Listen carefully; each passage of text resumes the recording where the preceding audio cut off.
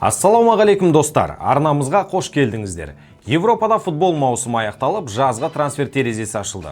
Топ 5 лига клубтары дегеннен ақ жұмысқа кірісті. Бүгінгі шығарылымда осы уақытқа дейін жасалған топ трансферлерге шолу жасаймыз. Әзірге Флориан Виртстің Байерден Ливерпульге ауысқан жаздың басты трансфері деп атауға болады. Қай жағынан алып қарасақ та бірінші орында тұр. Бундеслигадағы Баварияның трансферлік саясатын білесіздер. Бәсекелестері енді ғана күшейіп келе жатқанда солардың құрамындағы ең мықты ойыншысын сатып алады. Сатып алады дегеніміз артық болар, тегін алады. Бұл жолда солай болуы мүмкін еді. Виртсқа өткен маусымнан бері қызығушылық танытқанымен 22 жастағы футболшы шешім қабылдауға асықпады. Осы уақытқа дейін Флорианға жалғыз үміткер болып келген мюнхендіктерге аяқ асты Ливерпуль жағаласты. Виртс көп ойланбай бірден олардың ұсынысын қабыл алды. Мерсисайдтықтар жартылай қорғаушы үшін бонустарды қоса есептегенде 150 миллион евро төлейді. Демек, бұл Неймар мен Мбаппеден кейін ең қымбат трансфер ретінде тіркеледі. Виртс Ливерпульде ондықтың рөлінде Алексис Маккалистермен бәсекелеседі. Немесе сол қапталға вингер ретінде өнер көрсетуі мүмкін. Бірақ ол позицияны Луис Диастан тартып алуы тиіс. Екінші орынға Кевин Де Брюйнені қойып отырмыз. Бағасы жағынан емес, ойыншының мәртебесіне байланысты. Бельгиялық жартылай қорғаушының Манчестер Ситимен келісім шарты аяқталып, Наполиге еркін агент ретінде ауысып жатыр. Германияны көрді, Англияны бағындырды, келесі аялдама Италия. А сериясының бет бейнесіне айналайын деп тұр ғой бұл алтын бала. Былтыр АПЛ-дан барған Скотт Мактоминей биыл Италия чемпионатының үздік ойыншысы атанды. Оған Де Брюйне қосылса не болатын елестетіп көріңіз енді.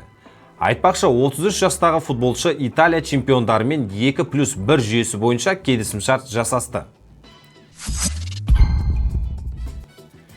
Үшінші орында Реалдың қос трансферіне берді. Корольді клубтың жанкүйерлері көп күткен Трент Александр-Арнольд ақыры Испанияға келді.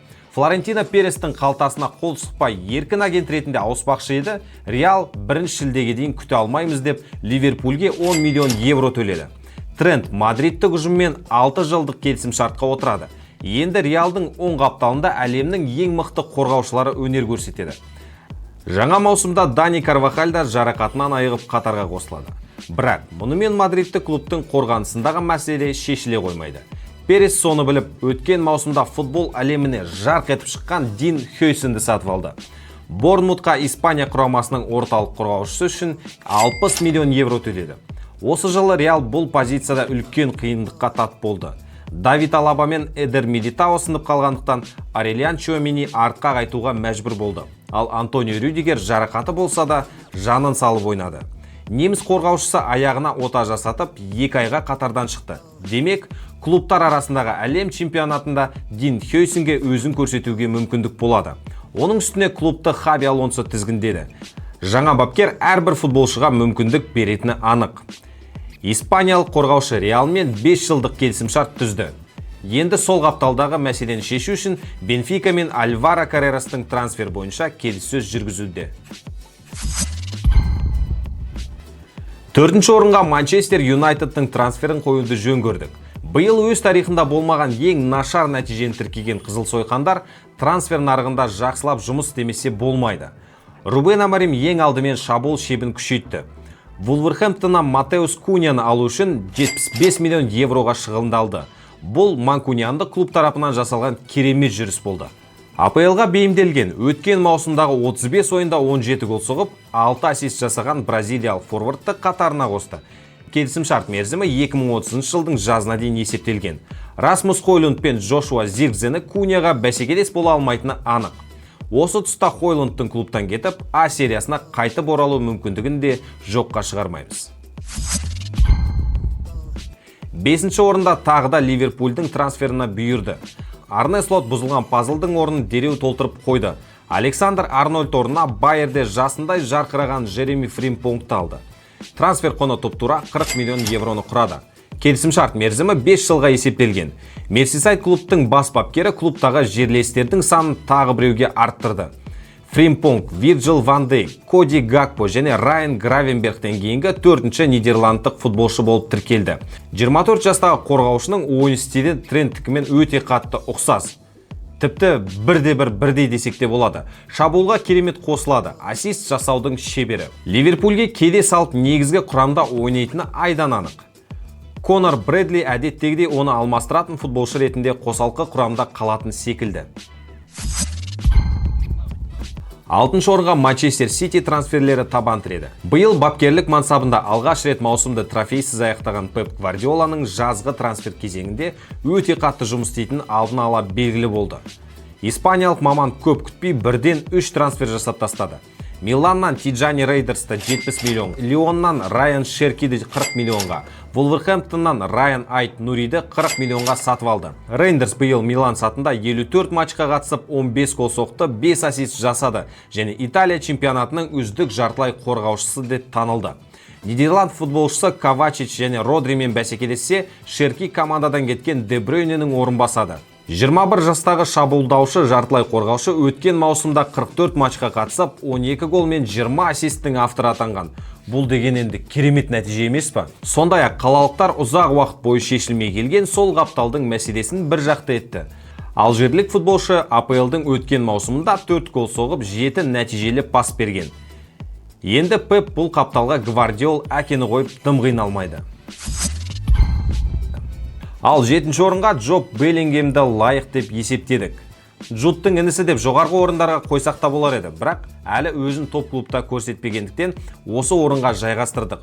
19 жастағы жартылай қорғаушы ағасының жолын қуып Боруссиялық Дортмундқа ауысты. Сандерленд бұл трансферден 38 миллион евро пайда тапты. Джоб аралармен 5 жылдық келісімшартқа қол қойды. 1-2 жылда Джуд секілді топ клубқа ауысқан жағдайда Сандерленд трансфер құнының 15%-на ие болады.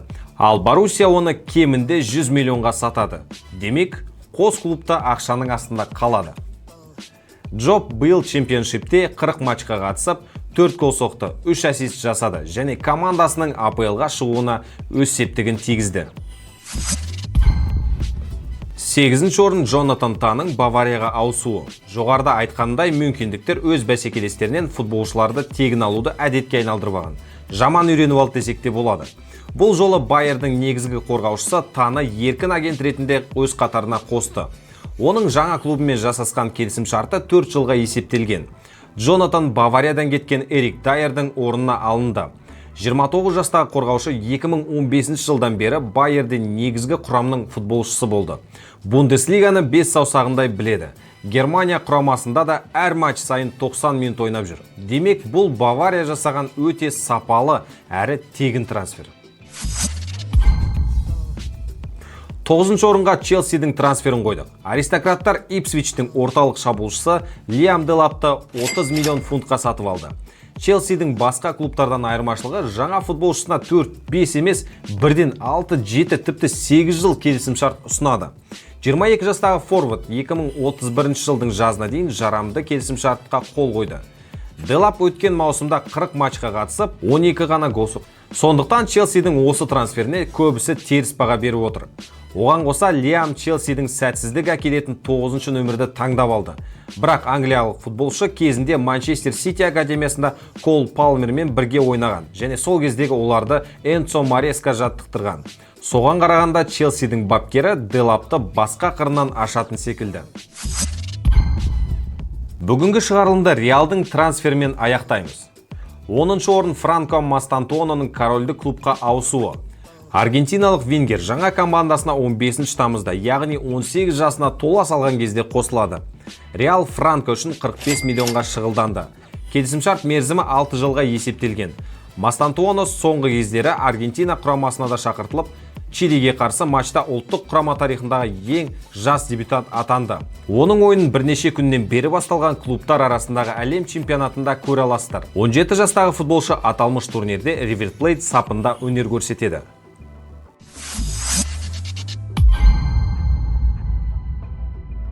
Мінеке құрметті достар, осымен біздің трансферлерге шолуымыз аяқталды.